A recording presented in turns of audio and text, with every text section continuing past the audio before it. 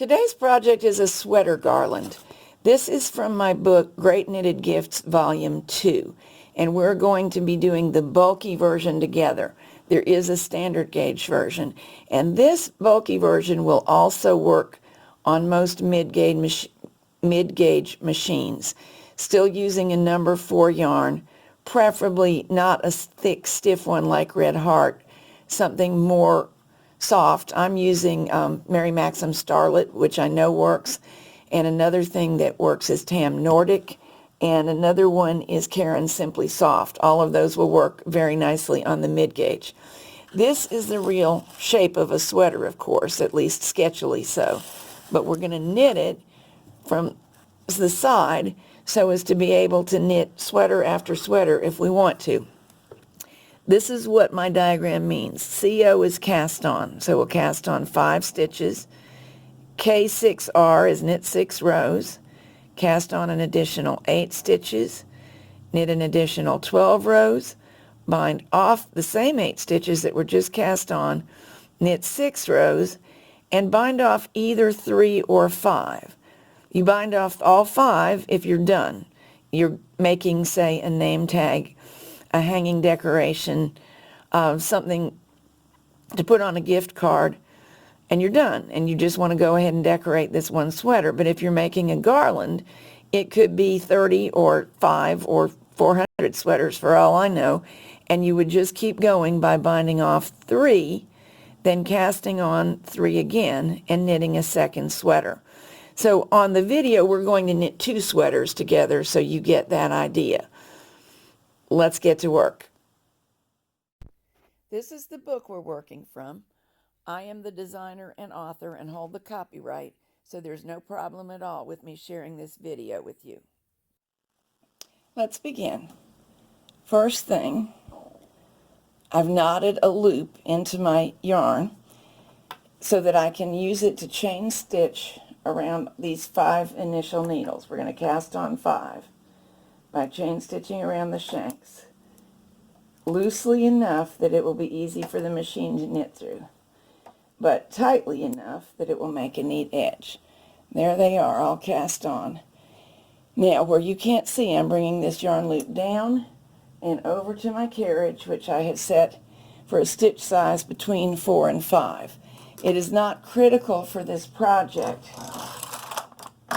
because it's not a real garment, so I just want a fairly firm fabric. For row 2, I'm pulling the needles forward to knit back from hold again because I think that's going to be easier to do. And now I should be able to get a claw weight on it. Now it's time to bind off the 8 stitches that were most recently cast on. So that's 2, 4, 6, 8. And I'm going to use the chain stitch bind off so that it will match the cast on, because these are actually the edges of the sweater. In case you don't know it, hook to hook, pull back. Now both loops are on my tool. Pull back a loop, and now they've been bound off. I do have other whole videos that go into this in greater detail, so if this is your first exposure, you might want to take a look at one of those.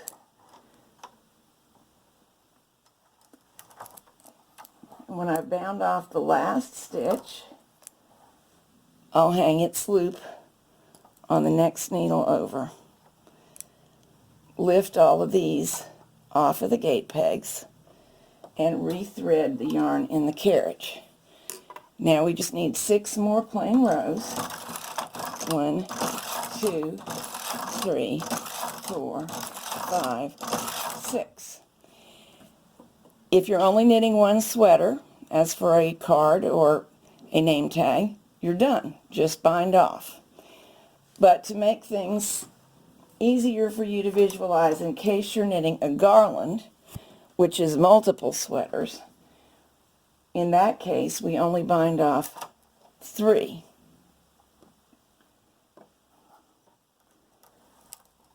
One, 2,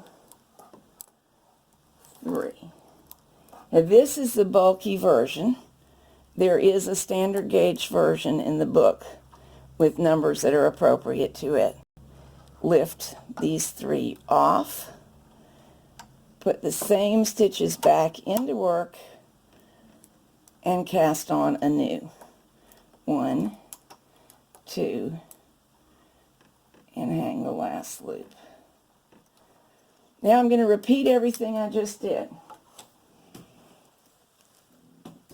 First of all, I think I should change to just 1 claw weight and remove the wide weight. The machine is again set to knit back from hold to make sure everything goes well. And I will knit the 6 rows that make a sleeve. 1, 2, 3, 4, 5, 6. We need 8 more stitches in work. I'll unthread the yarn out of your vision on the right, but you know how to do that. Make a loop in this yarn so that I can start casting on.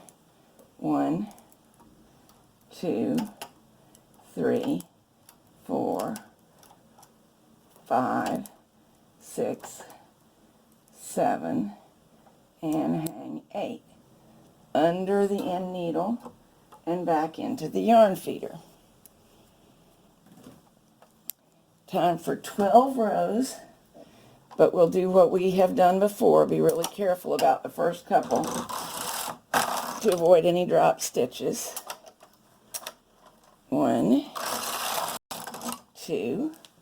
Now I should be able to hang my wide weight. 3, 4, 5, 6, 7, 8, 9.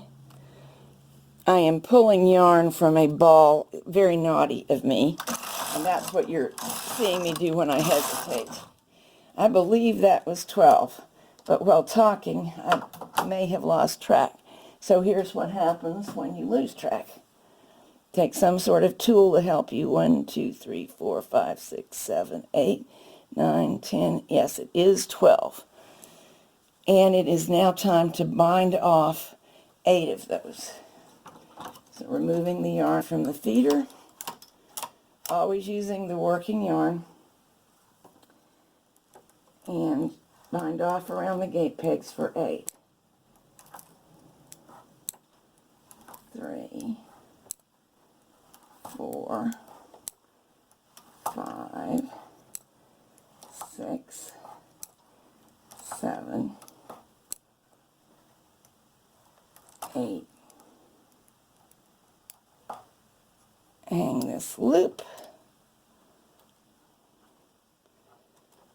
Free these from the gate pegs and move up a claw weight onto just these few stitches. And back into the yarn feeder it goes to knit the final 6 rows. 1, 2, 3, 4, 5, 6. Now, of course, we could keep on and on and on. There is no upper limit to the number of sweaters you could string together like this. But I'm going to stop with 2 because you got the basic idea. And then we'll go on to how to finish them attractively.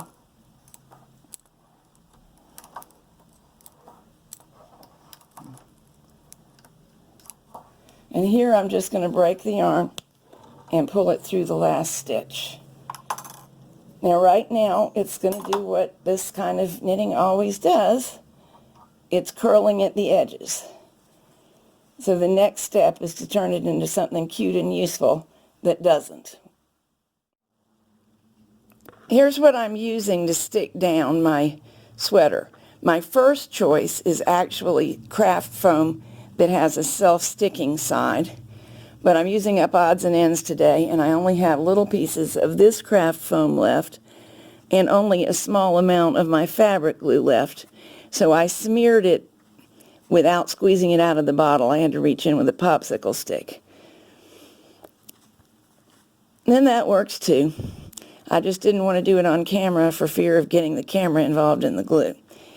So I'm going to let that one dry and then do the second sweater separately. I only have this little piece, and it's big enough for both sweaters, but I can't do them side by side right now. Back in a few minutes. Here's one of them already finished and trimmed out, and the other glued down, or just about glued down, and ready to dry. While these dry, I've collected a bunch of bits and pieces of the kind that I use to embellish. And I'm just going to have a look at what seems to be good. I'll glue them on. If they seem to need extra attention, I'll sew them on. Nope, lace works often, but that lace is too hard to see, so that's not going to be very effective on this. If I want to use the lace, maybe this one would be better. And yes, I think that's more dramatic. Could also use it across the top yoke here, creating an interesting look. Maybe with a red button. Or this is a piece of beaded trim. So if I use this, I'll have to be really careful about gluing and possibly hand sewing some of those beads on the end generously. But that could be a cute look for very little effort. Maybe that. And this is just a little piece of small print fabric that was trimmed off a hem of a garment I was hemming.